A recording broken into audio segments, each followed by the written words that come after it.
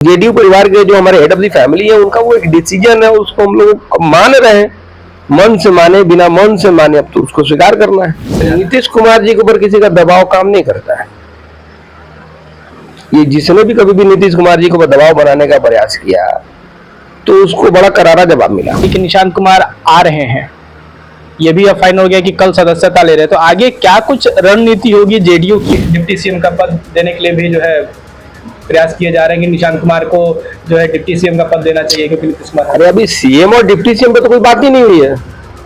हम कहाँ कह रहे हैं कि अभी वो डिप्टी सीएम नहीं बन सकते या वो सीएम नहीं बन सकते। तेजस्वी यादव भी कह रहे हैं कि नीतीश कुमार जब वो कहते थे कि अब कुर्सी नहीं संभल रही है, अब इस फैसले से तेजस्वी यादव भी आहत है। तेजस्वी यादव जी का जो घड़ियाली आंसू बहा रहे हैं ना, अब 8 दिन पहले भी 10 दिन पहले का उनका जो है विधानसभा के अंदर दिए गए बयान को सुन लीजिए कि वो पत्रकारों से क्या बोले और आज क्या बोल रहे हैं।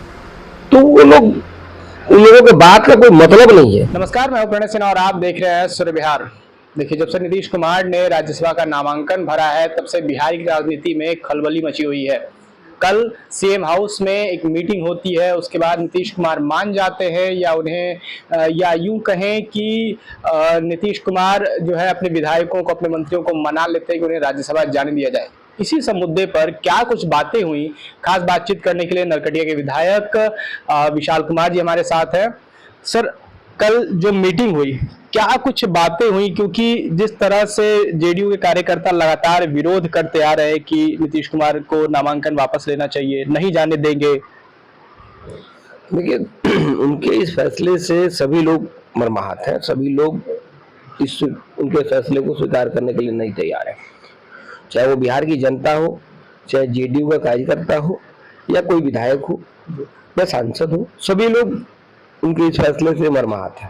तो इच्छा तो सबकी है कि वो ना जाए, लेकिन एक बात ये भी है कि नीतीश कुमार जी जब कोई फैसला ले लेते हैं तो वो कभी भी अपने फैसले से पीछे नहीं होते हैं।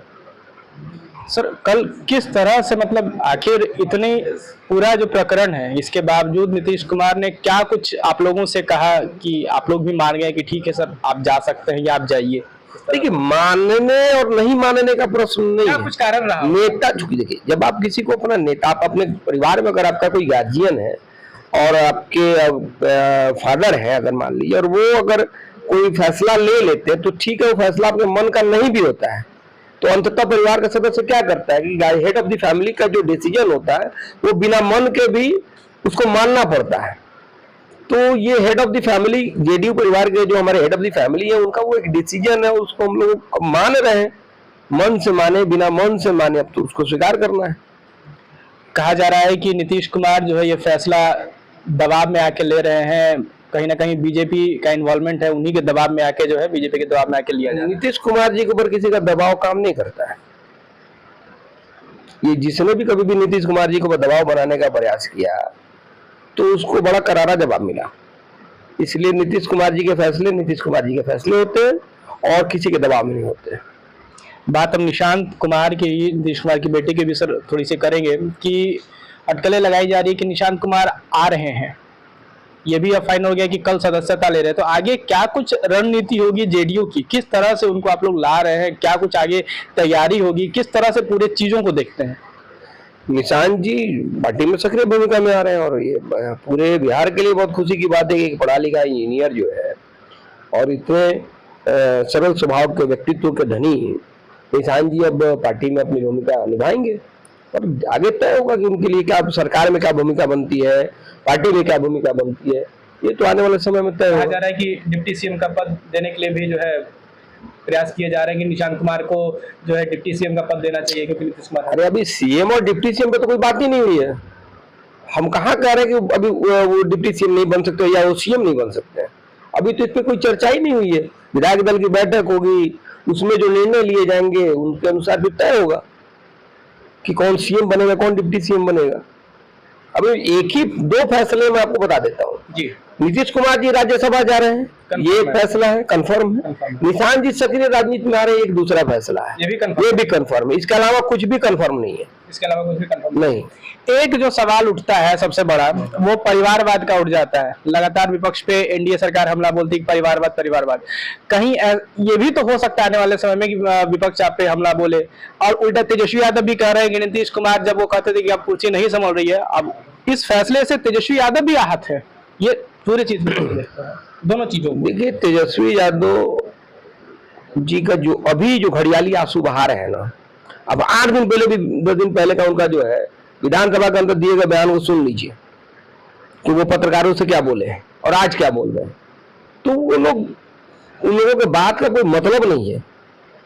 वो लोग सिर्फ घड़ियाले आंसू बहा करके और एक जनता में सिंपैथी गेन करना चाहते हैं। हम भी नीतीश कुमार जी को बहुत पसंद करते हैं।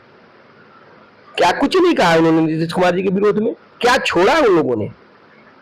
अभी उनकी बहन रोहिणी आचार्य सिंगापुर में बैठ करके क्या ट्वीट कर रही हैं, आप लोग नहीं पढ़ रहे हैं क्या?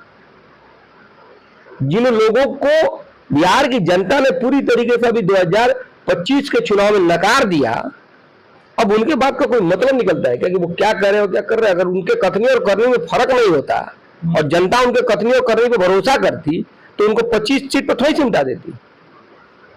इसलिए उन लोगों के किसी बात का कोई मतलब अब बिहार की जनता के बीच या हम लोगों के बीच में नहीं बचा है। आखिरी सवाल था सर मेरा, परिवारवाद का मुद्दा, ये भी तो एक फैक्टर आप लोगों के पर हावी पड़ सकता है ना कहीं विपक्ष की तरफ से। देखिए परिवारवाद, हाँ निश्चित, नीतीश कुमार जी के पुत्र है निशांत जी, और आपको बता देते हैं कि मैंने ऐसा कोई व्यक्ति नहीं देखा कि जिसको पिछले एक लंबे समय से, कुछ वर्षों से निशांत जी को जो है हम लोग प्रेरित करते रहे कि आप राजनीति में आइए, पार्टी में आगे आइए, लेकिन वो हमेशा ही इस विषय पर अपनी असहमति जताते रहे। और जब अब इस स्थिति में कि मुख्यमंत्री जी ने बिहार के बागडोर को छोड़ने का फैसला किया, तो ये जो वैक्यूम क्रिएट हुआ, वो पूरे बिहार की जनता, ये एक समझना होगा आपको कि निशांत कुमार में और बाकी लोग में अंतर क्या है। ये एक होता है ना कि आप अपना कैरियर चूज करते हैं, जैसे आप पत्रकार हैं जी, तो आपने चूज किया, ये आपको ऑप्शन मिला कि आप पत्रकार बनेंगे या डॉक्टर बनेंगे या इंजीनियर बनेंगे, ये आपने खुद के लिए फैसला लिया, और जिस आपके इस फैसले से आप या आपका परिवार ही इससे प्रभावित होगा जी, आपके इस पेशे से। लेकिन निशांत कुमार जो राजनीति में आ रहे हैं, वो उनका फैसला नहीं है, ये उनकी जिम्मेवारी है कि जनता दल यू बिहार की जनता को एक ऐसा लीडर चाहिए जो पढ़ा लिखा हो, जिसके ऊपर कोई दाग नहीं हो, और जिस पे जनता नीतीश कुमार के हैसियत से भरोसा कर सके। इसलिए उनके ऊपर आरोप नहीं लगेगा, उनको जिम्मेवारी के साथ हम लोग उन पे ये जिम्मेवारी दे रहे हैं कि आपको आना पड़ेगा। ये उनके ऊपर ये दबाव है, वो बिहार की जनता की उम्मीद का दबाव उनके ऊपर है कि नहीं, उनको अब राजनीति में आना पड़ेगा, अन्यथा जो रफ्तार नीतीश कुमार जी ने बिहार को पकड़ाई है, अगर वो कहीं भी रास्ते से अगर उतरती है तो ये जिम्मेवारी उन पे भी जाएगी कि एक सही समय पर आपने पार्टी की कमान को नहीं संभाला, आपने बिहार को नहीं संभाला, और आपके पिताजी ने जो काम किया है वो अब कहीं ना कहीं वो रास्ते से उतर रहा है, तो जिम्मेवारी उनकी भी बनेगी। जब इस तरह का हवाला उनको दिया गया और बिहार की जनता का हवाला दिया गया, तब जाके उन्होंने इसको करियर नहीं, जिम्मेवारी समझा है।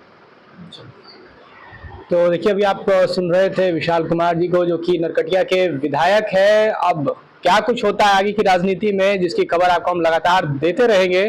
फिलहाल के लिए इतना ही, बहुत बहुत धन्यवाद।